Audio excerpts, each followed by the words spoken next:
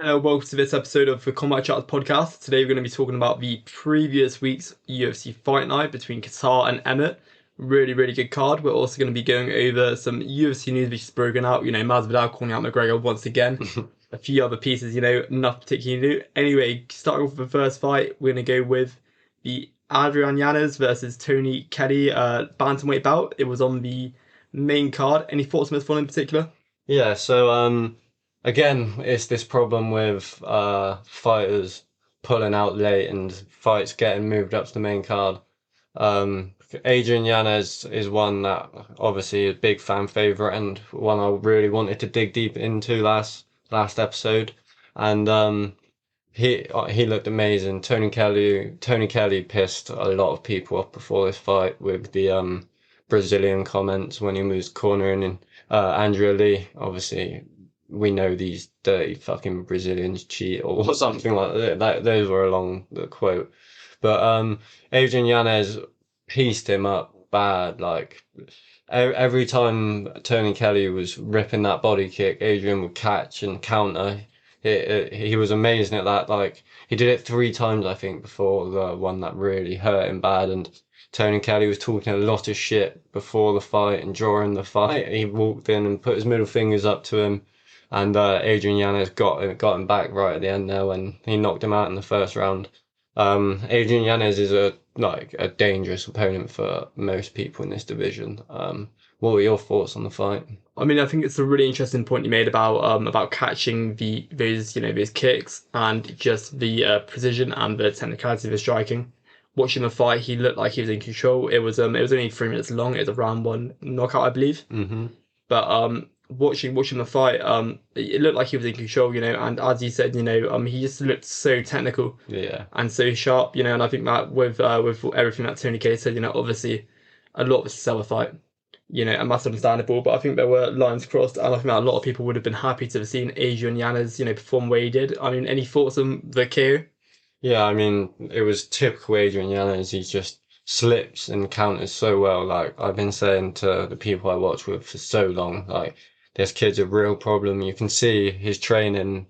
He's been training since he could walk, basically. He's like kickboxed for very long, and his boxing is so sharp. And we've seen in previous fights, he really goes to the body first, and he did that, and that started opening Kelly up, and then the hooks came around. He hurt him bad and had Tony Kelly's a tough guy. Like people are gonna like to hate on him because obviously he missed weight as well and put his middle finger up to all the fans afterwards, which won't help his case. And I don't want to go off topic too much, but on Instagram he was saying that like Adrian Yanez is scared of him after the knockout.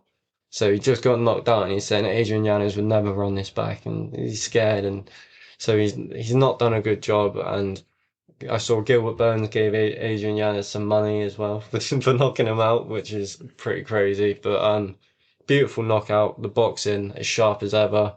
He's ranked number 15 now as well, so hopefully he'll get a big fight. I'd love to see him fight Sean O'Malley one day. I think that fight will happen. But yeah, beautiful knockout. I think that Sean O'Malley fight would be really, really good, especially for pushing him through his career. Yeah. Anyway, moving on to the next fight, we had Julian Marquez versus Gregory Rodriguez. It was also a very quick knockout, TKO. I believe it was round one. Yeah, another round one knockout. This card, I think DC said during the card that they put something in the water that night at Texas because like people were going crazy with these knockouts. And Rodriguez, he's known for his jiu-jitsu. Obviously, he's a jiu-jitsu world champion.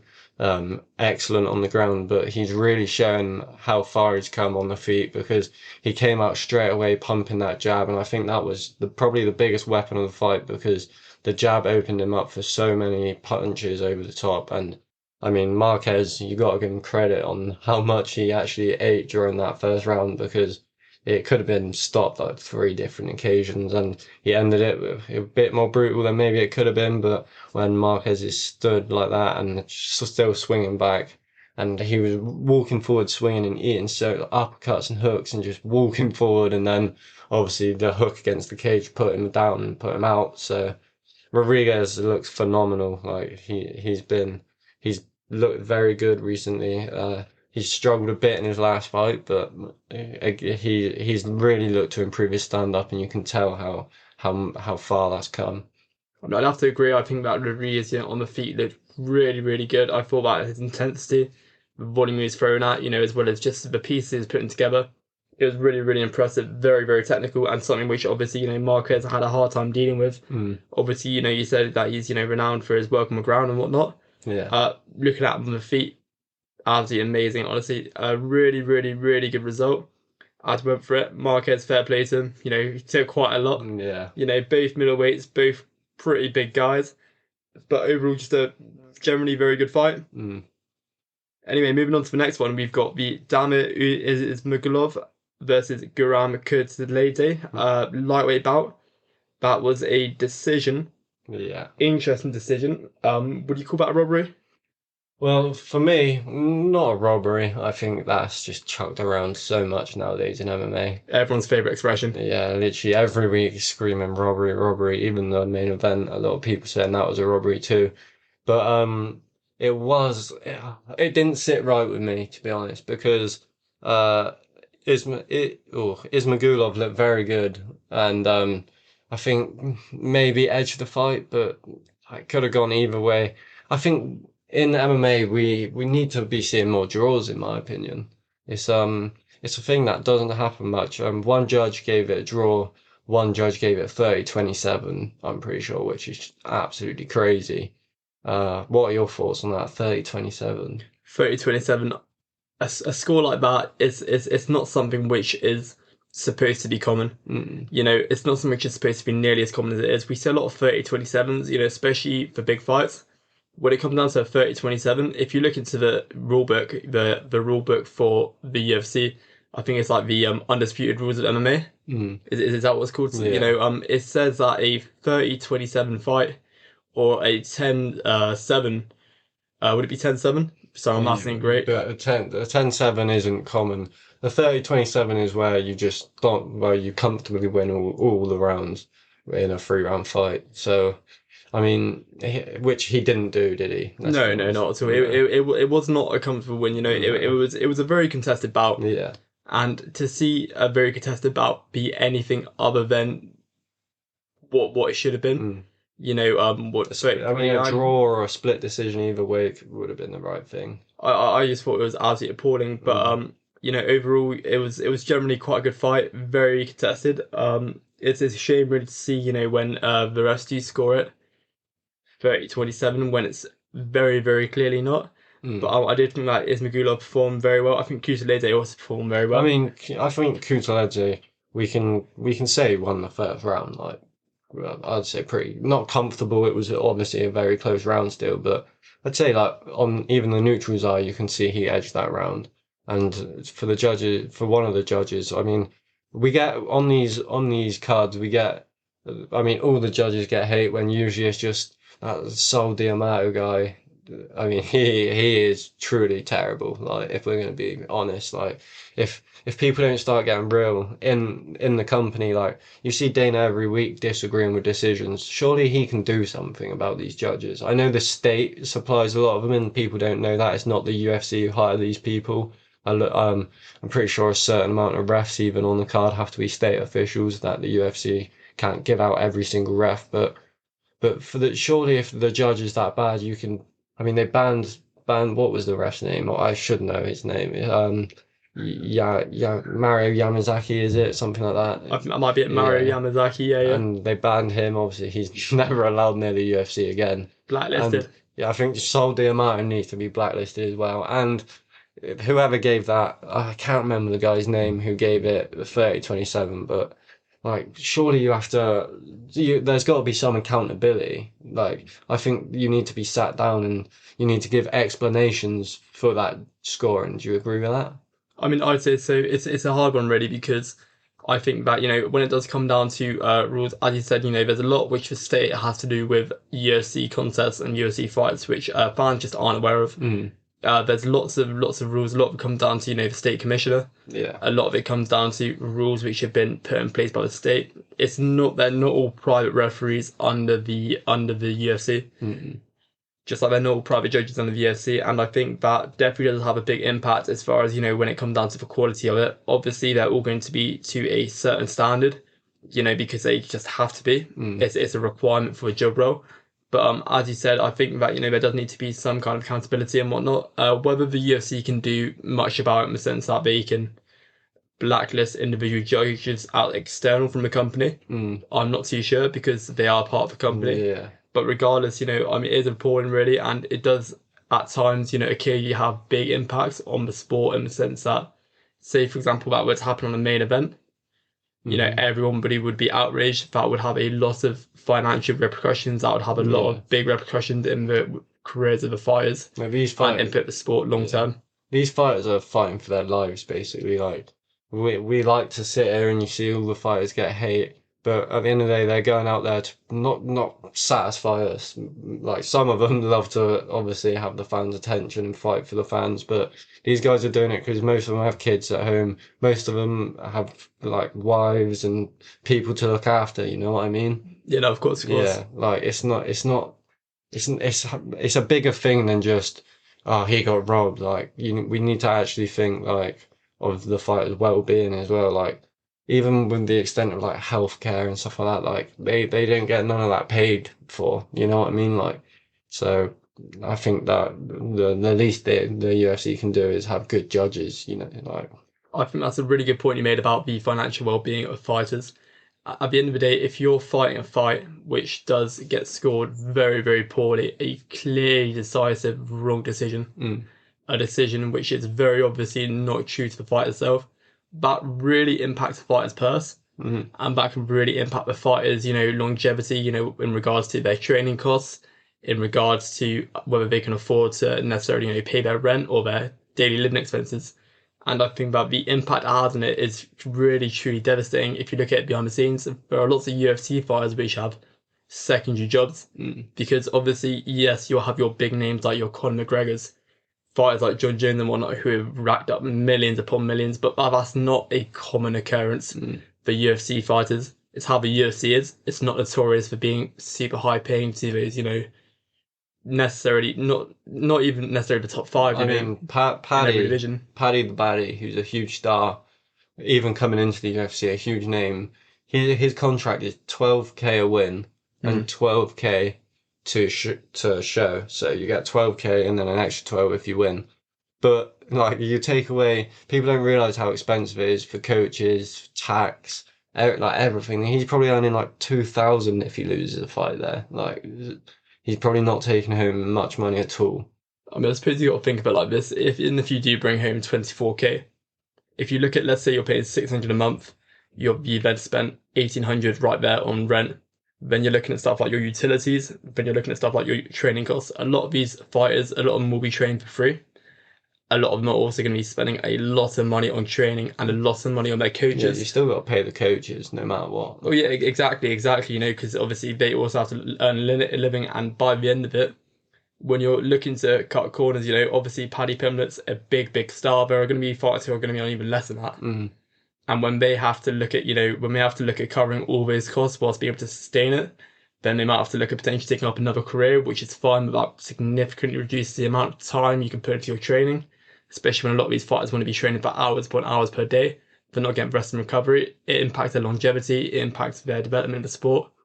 And it really, really does negatively impact them in their career development. And by judging these cards so poorly, if you're losing a fight because of poor judging, well, all of a sudden, your next fight camp isn't going to be as strong as it could be, or as strong as it needs to be for you to win that victory. And it's unfortunately, it's just a vicious cycle.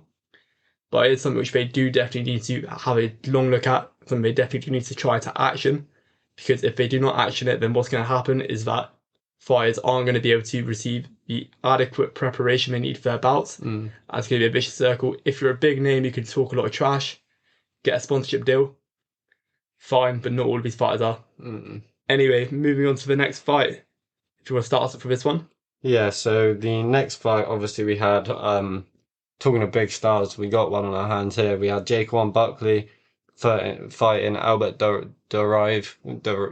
How would you say it? I go direct, but Dorive. that Yeah, that's might good. not We'll be go with correct. that. We'll go We'll with go with direct. that. We'll go with direct. But obviously they used to train together. We heard during the bout one of the commentators say that, and we also heard that Dorive said he wanted this fight because he knew from training that Buckley would be an easy fight, and it proved to be anything but that because. I mean, I don't like to be disrespectful towards fighters, but this was as one-sided as it gets, really, like without being sparked out in the first round. Like Buckley defended the takedowns perfectly. When he did get taken down, he shot right back up within 10 to 20 seconds. He landed big shots, two knockdowns. You saw Dorev's eye, which obviously the fight got called off because of that, and it was so bad, like swollen shut. Um, so yeah, there's not a lot to say, but Buckley, he's such an athlete. Like he's so quick and explosive and powerful. Like he can go far just because of that. Like he could do well in many other sports just because of that as well. Like the way he moves for his size is amazing, and he was dominant in this fight. I was very impressed. And watching Jacob Buckley, as you said about athleticism, he is just such a almost like a complete athlete in the sense that he's so powerful and he's so strong and he's so fast and precise. Mm. He was bouncing from left to right, didn't look like he was ever going to run out of energy, No. and was just so clean with striking, was able to tag him up. And honestly, Jacob Buckley, he's such an impressive fighter, such an impressive middleweight.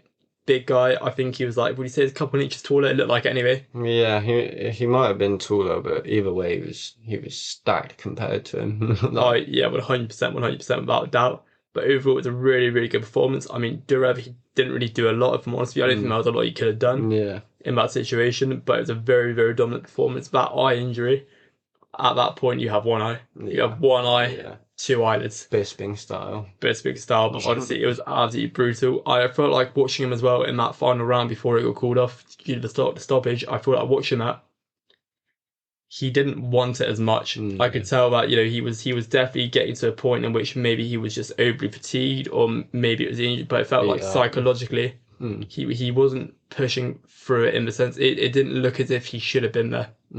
And whether that's something he was trying to demonstrate himself, to maybe potentially get the doctor stoppage in the sense that to stop the fight going on from his well-being, or whether that was just he just wasn't there mentally after after the beating he just taken, because obviously I imagine he was not expecting that level of punishment, that level of just power and continuous striking and speed. He usually wrestles quite a lot, but he could not catch Buckley in this fight. Buckley was just like circling round so fast. His footwork was so good in this fight. One thing I'd love to see again is, but I think Buckley's come a long way since he first joined the UFC in skill. He was always powerful and quick, but you see his gas tank now. He doesn't look like he's going to tire. I think at some point him versus Kevin Holland would be a great fight to make again. I know Kevin Holland's at welterweight for now, but he has said he'd go back up. I think maybe he said only for the Brunson fight, but fighters later in their career like to move up again, you know what I mean, when it's getting harder to cut that weight. And that's a matchup I'd love to see Buckley get back, because you see Kevin Holland clowning him every chance he gets. Like Kevin Holland, obviously we know is a big troll. Dana White's nickname from his big mouth, and didn't sign him because of that. He had to get a short notice fight against Santos. But that's a matchup I'd love to see. I think it's a lot closer this time. I think that would be a really good matchup to see. I think especially with Kevin Holland being the big being big mouth, being as vocal as he is and just behaving the way he does. I do genuinely think that would make it a really, really exciting fight. Even just from a prep conference point of view, the build up to it, it'd be a well hyped fight. And I feel like Jacqueline Buckley could do quite a lot more than he did previously. What do you say it's his debut? Yeah, I think it was his debut or one of his very first fights. Definitely early on in his UFC career, but obviously he would have came a long way from then. The level of athleticism, it would just be really, really interesting to see how he would compete against Kevin Holland now. Yeah, it was his debut as well. It was his debut. Wow, fair play, fair play. And he got that spinning back kick the fight after, so a good way to return.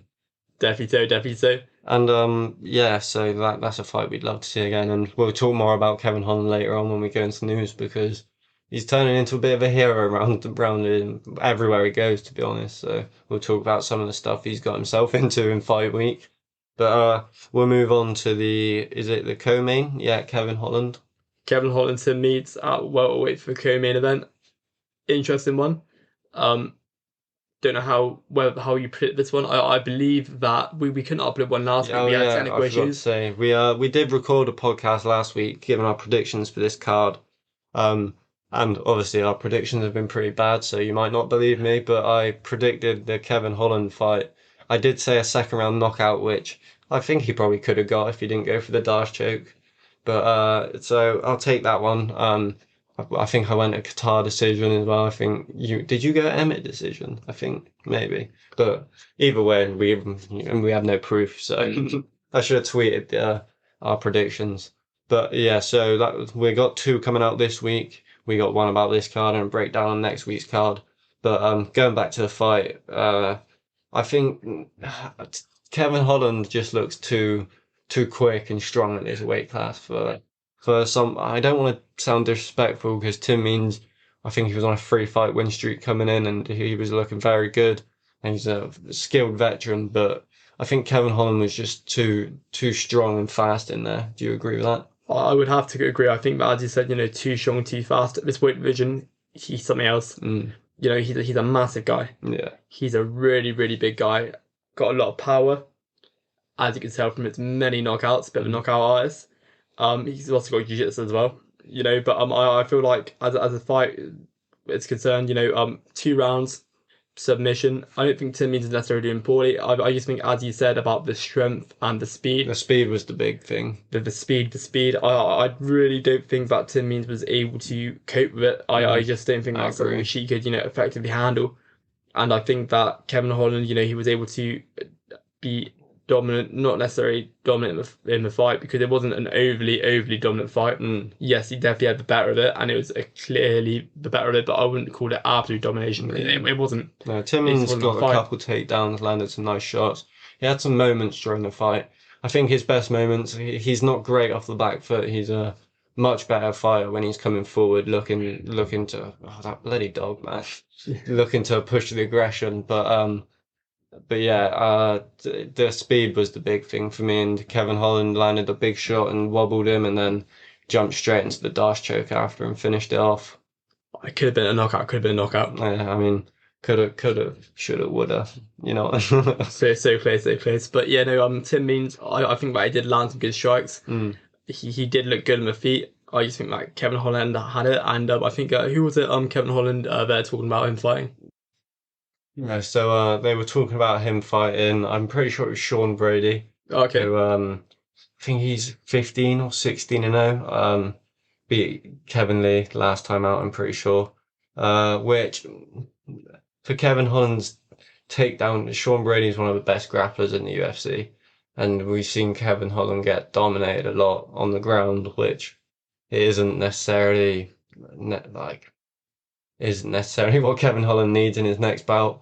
I think the best way to go with Kevin Holland is build him up. I saw him calling out Nate Diaz. I don't think that would happen, but even that would be a good matchup.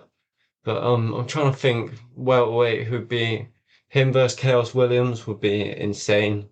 I think that's the perfect fight to go with, in my opinion. That'd be really good to see. I like that idea of that. Yeah, but yeah, for me, Sean Brady isn't the direction to go. Not yet. Maybe, obviously, the fight can happen, but I think maybe test him against a few other guys first at this weight class. I'm not allowed to agree. I think that there's no point in him necessarily making too much of a jump. Yes, it was a very impressive performance and whatnot, but obviously Tim Means, he's getting on there. He's not as sharp. He couldn't keep up with the intensity or speed of Holland. Not as if he wasn't going for it, but it was definitely a big barrier to his performance. So I think, as you said, I think it would be really, really important for him to maybe test himself against another welterweight, maybe one of Tim Means' standard, roughly around that, maybe one a bit more experienced, or maybe like even potentially a top up-and-comer. Obviously, you don't want to throw, too much of an up-and-comer against someone like Kevin Holland, because that's just going to impact their career very negatively. Yeah. But it should be interesting to see where he goes on from here. Submission. You said Darce choke. Yeah, Yeah, it was the dance in deep straight away. really nice, really nice, really impressive as well. So really, really good performance from Kevin Mm. Holland. Yeah. Anyway, moving on to the next one, if you will. Yeah, so this one we had the main event between Josh Emmett and Kelvin Kattar, which again was a very, very close fight. If you look at the strikes, Kattar landed quite a lot more, but not as significant. But I don't know about the decision because I gave Qatar definitely rounds 4, and I feel like he edged round 5. So the question is, did he win any of the rounds between rounds 1, 2, and 3? I think maybe he did. I think, in my opinion, I think he did. I mean, it's a hard one really because I feel like up until I'd say round 4, Mm, he just wasn't actively engaging enough. He might have won round 2 potentially, but obviously it's hard to tell because it was just a generally contested round, and Emmett was very much active. With Qatar, he was very cautious throughout the entire bout. Maybe yeah. until the fifth round. The fifth round, he really started going for it. Fourth round, he started opening up a bit more in the sense that he was, a bit more open to the idea of exchanging a bit. But he was very cautious. And when you're a fighter like Emmett, when you hit as hard as Emmett, and when you produce the amount of power Emmett does, he had it was reasonable to be cautious. But Qatar is such a class boxer. He's such a class striker. He could have really, really, really benefited from maybe potentially risking it with an exchange. Whether that would be, just getting a few more points, I can't see him necessarily, knocking him out because I mean Emmett did take some big shots, mind, No, they but both did. I mean, you look at both their faces at the end of it. It wasn't a soft fight, you know. They both hit each other a lot. yeah, definitely so, Yeah, definitely so. But yeah, I mean it's a hard one really. I think that it's a shame because I would have liked to have seen Qatar go about it slightly differently. I thought that he yeah. did really well. I would like for him to have utilised his leg kicks. I think his corner wanted him to as well. Like you saw in between rounds, they were saying like, what's wrong? Like, what's stopping you from doing what you usually do? You know? Of course, and I think that's a big thing. I think that a lot of it just came down to his mindset, really. Josh Emmett, you heard him in the corner. His corners continuously amping him up, or Yeah. encouraging and giving that He correct he was so direction. he was so pumped during this fight. Exactly, exactly, and he was very receptive, which is the most important thing. Mm, He was receiving the information being relayed through his corner. They were telling him what he needs to do, what he's doing well, and he was able to action with it correctly and efficiently. And I think that really benefited him. Calvin Gassart, I just think he needs to be a bit more active in the sense that he needs to be a bit more engaging. Obviously, you don't want to get into too much of a slugfest with Emmett because it could very much potentially end in a knockout. Vice versa, if I'm honest. So do you do But do you think Emmett won the fight? it's a really hard one because it was very close, but I think Emmett may have just edged it due to his activity during the first 3 rounds. It's Mm, hard to give a definitive answer. I think that perhaps Emmett won the second round, or perhaps Qatar won the second round, but it's really, really hard to look into mm. because of how close the round was. It's really hard to establish a winner, and Josh Emmett, he was throwing a lot. I mean, not as if they were all landing cleanly, but I know that you said that earlier on before we Yeah, got onto it. yeah. About the Hitting the arms. hitting the arms. There was a lot of blocks. A lot of boxing style blocks. Yeah, it was just a boxing match, really. Yeah, yeah. Calvin Kattar. I mean, he shouts and straights like Mm. he threw a few other things as well. I think, in my opinion, that's why I just edge it to Qatar because, well, he was blocking the big punches. He was constantly just sticking Emmett with the jab. It was always something that was pushing Emmett's head back. You know what I mean? Where a lot of the time he had Qatar backing up, but he didn't land no massive shots throughout the fight. I can't, not off the top of my head, without watching it back, like now, I can't remember him hitting Qatar with anything massive. Otherwise, Qatar would have probably been out. You know what I mean? yeah. Now, of course, I think there may have been like a couple of occasions where he did land some big Body shots, shots were big as well, weren't they? body shots. But as you said, nothing which ever really looked to properly send him down. Mm.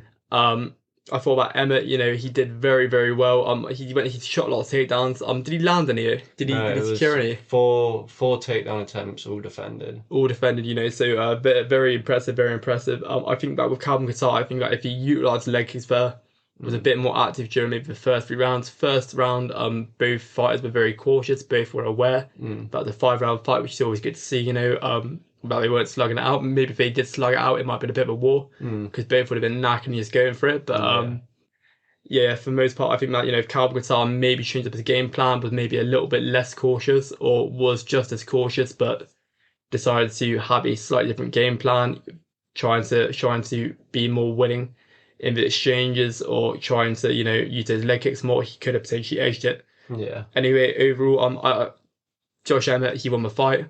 I can't disagree with it too much. It was a close fight. Yeah, no robbery either way. No rubber at all. Anyway, moving on now, we're going to talk about some UFC news. Yeah, so I think the first thing that pops into my head, what I've been seeing recently is, I don't know how much you want to go into this one because I know you're not the biggest fan of the guy, but Nate Diaz has been requesting to be cut from the UFC a lot recently, and Dana White recently said in an interview that he thinks the thing that makes sense is for him to go box Jake Paul. And Nate's been excited about the idea. I saw a tweet where he just tweeted like a emoji of a blonde kid and a boxing glove next to it. Obviously, that's referring one thing. And I mean, Jake Paul would obviously want the fight. So, what are your thoughts on a potential Jake Paul Nate Diaz matchup? I mean, it would be really, really interesting to see. I would like to see how it would go down. I mean, Jake Paul, he Tyron Woodley. You know what I mean? Which is absolutely mental to think that a boxer who is very good boxer mind. He's a top quality boxer. He's professional. It's not just like he's professional in the sense that he fought in a few YouTube, but like he is actually good at boxing.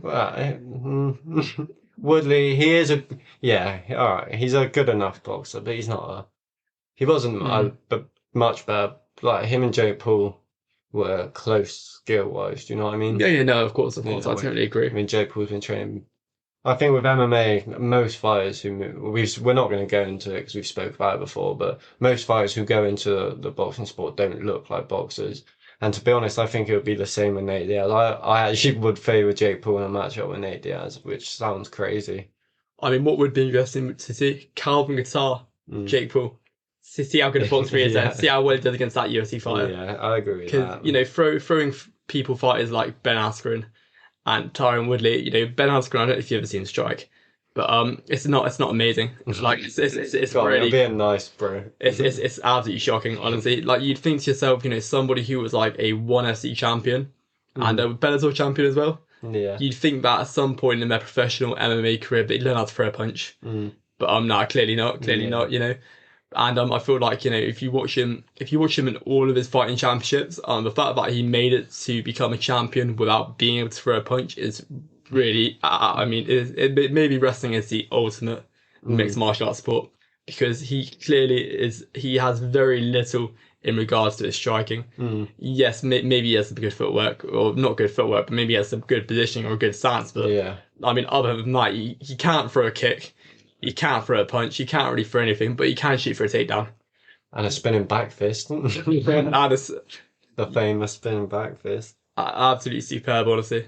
But yeah, Nate Diaz in boxing. Be interested to see. I mean, I feel like I would like to see him in the UFC. But I mean, Jake did say that I'm pretty sure he said he'll fight Nate Diaz in the UFC for free.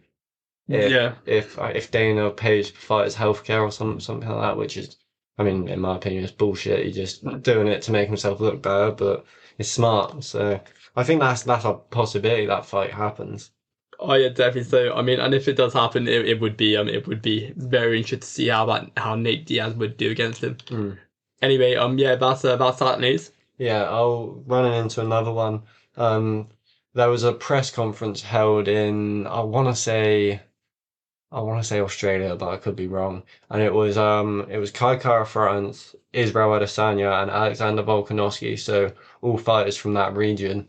And Volkanovski on stage says after he plans to beat Max in a dominant fashion and go up and fight Charles Oliveira and go for that double champ status, which in my opinion it's the next double champ that makes sense. He's beat a lot of the top contenders. I would like to see him fight Emmett now as well, but I think Emmett I mean, I think he'll get a title shot, but I think Volk's going to go up and try his luck with Charles Oliveira, which is really exciting. So, what do you think about Volkanovski going up and giving the double champ status a crack?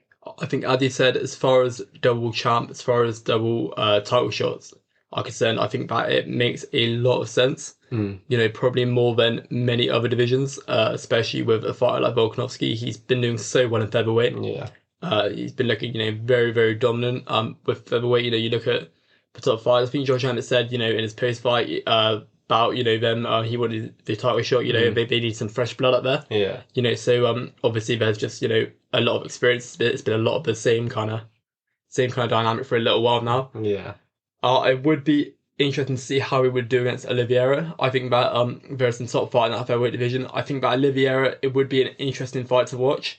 Oliveira is so good, so world class. There was a discussion of him. You mentioned about him. Maybe what does he need to do to become the lightweight goat? Yeah, I think we did speak about that, Wait, didn't we? I think we might have. Which said it already. Yeah. So how that matchup would go for him, I'm not too sure. But regardless, I would like to see it. I think right now, obviously I haven't broke down the fight, but I would lean Charles Oliveira just because size and length, and Charles Oliveira's nasty. But Volk said, I mean, when in his last like four fights, he's been in positions where he very well could lose the fight, and with Volk, you don't want to be getting in that position because I think technically Volk is probably the best fighter in the UFC in my opinion, and I really think that that will show in the third fight with Max as well. So I think hopefully he can get. I mean, I don't know if I don't. I think I favour Volkanovski in the Max third fight.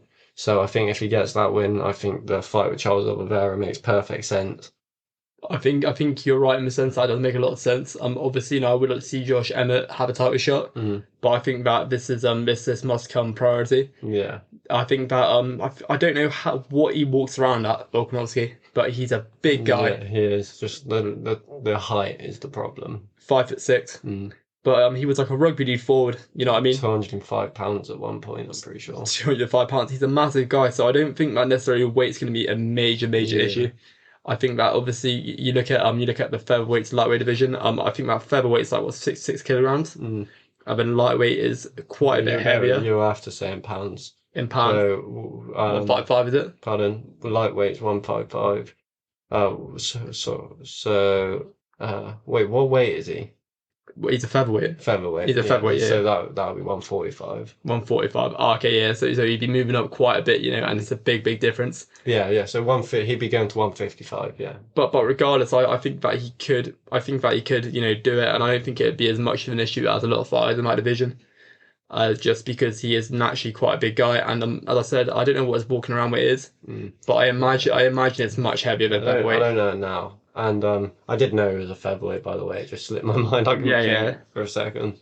But yeah, walking around with off the top of my head, I'd say it's 165, maybe 170. That would sound accurate. That does sound like an accurate number. Yeah.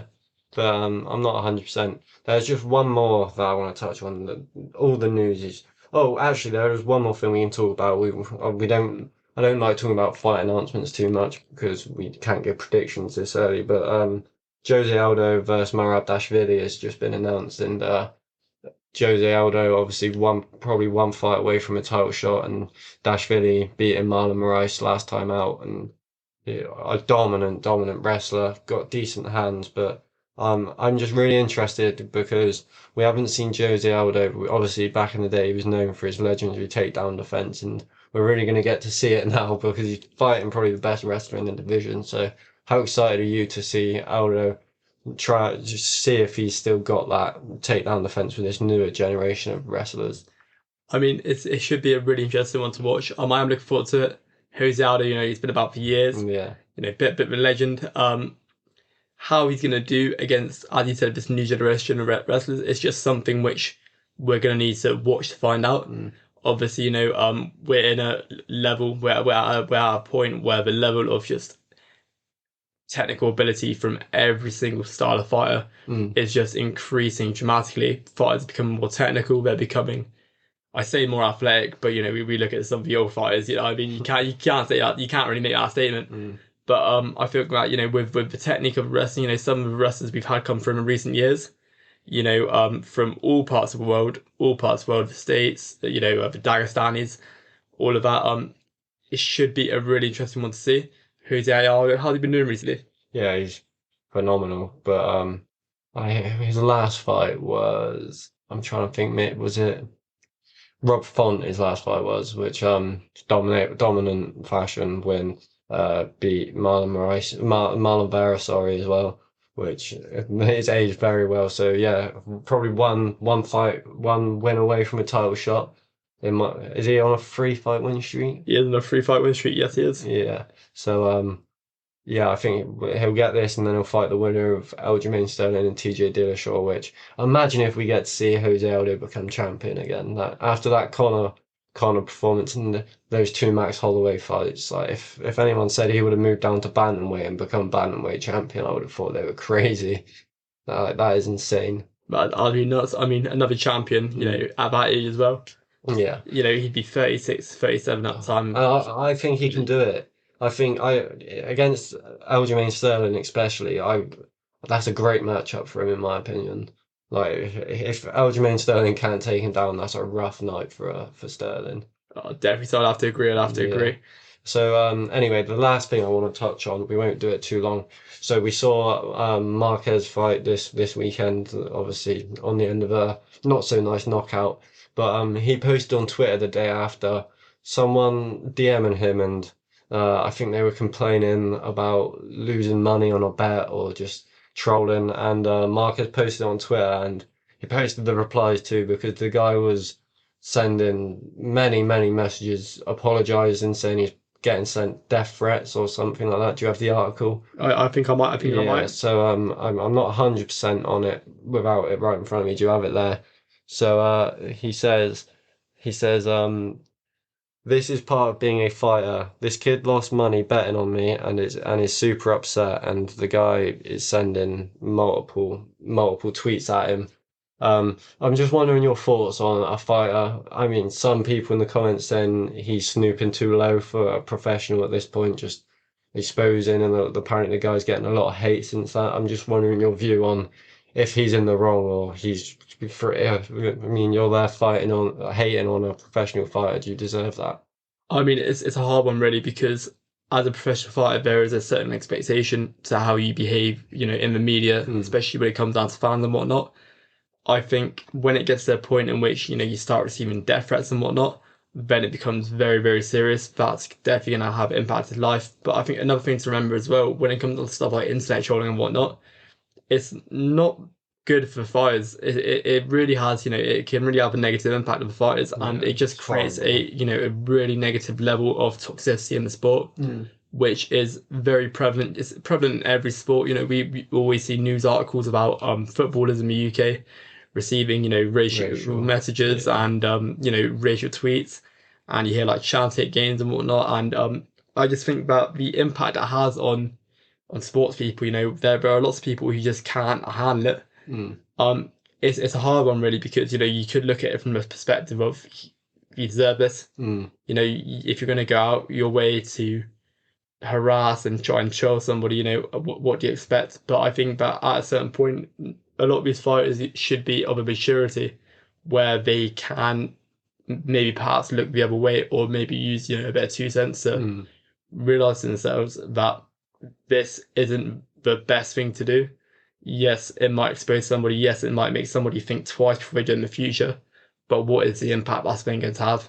What is the longer lasting impact?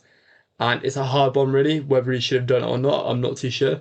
But at the end of the day, regardless, it's just not very nice to send a fighter or a professional athlete messages like this. So the fact that he's been exposed and whatnot, maybe people think twice about it. It's absolutely unacceptable that he's receiving death threats. But that's what the internet's like. To be honest, it's the internet. I don't want to sound like a dick here, but I'd kind of like to see it more. Just fighters, because like they have to deal with so much shit. At the end of the day, Marquez is not on Twitter telling people to go hate on the guy. He's getting that because he went out of his way to go and message a fighter who's just been brutally KO'd and trolling. So at the end, there's no sympathy in my head for the guy. I think it's not necessarily a matter of sympathy. I just think that the issue is with internet culture. The internet is it's not a great place. Like, let's be honest, like there's Yeah. just so much, rubbish and not good stuff in there. So I think that as far as it's concerned, it's always going to be an issue. I think that as more people gain access to the internet, or as the internet becomes more and more even bigger than it is now in the sense of UFC media and sports media, it's gonna continue to expand, and we're gonna continue to see these issues. And I don't think they're ever really gonna go away. But I think that a lot of the time when it comes down to stuff like this, I think then stuff like social media companies, platforms, and whatnot need to start looking at things to potentially protect athletes and just generally other individuals. Happens to athletes, happens to actors, actresses, celebrities, musicians, happens to everyone, but they need to be putting things in place to ensure that stuff like this does get actioned effectively and appropriately. Because although there might be one fighter who thinks themselves, okay, what does he know? I'm a pro UFC fighter. There are going to be people out there who are really going to have a really deep negative impact on them. And at the end of the day, you do hear some very devastating stories in the news as a consequence of this. Anyway, Yeah, there's so that's all the news articles I've got for today. So I think I think it's time to wrap up. there is. Well, thank you very much for listening to this episode of Combat Charts. Hopefully, we will be releasing another episode. I say hopefully, we will be releasing another episode going over next week's card, which I believe is that It's Sakarian the Gamrot. Arman Tayukian versus Matthias Gamrot fight, which in my opinion is an amazing main event. Like a lot of people complaining because they're not the biggest ranked names, but skill-wise, these guys are the future of the lightweight division. What a name! Yeah. Honestly, if I had to try and pronounce that from reading, I still don't think I pronounced it correctly. I would not have gotten that at all. Arman Tayukian, I think it is. So I would have went Saryukin or something like that. You know what I mean? Silent T. I'm not sure though. I'm not sure. Anyway, thank you very much for listening. Really hope you enjoyed. Hopefully there will be one out tomorrow. So hopefully there will be one out tomorrow. If you can, be sure to follow us on socials. Stay up to date. And thank you very much. Cheers.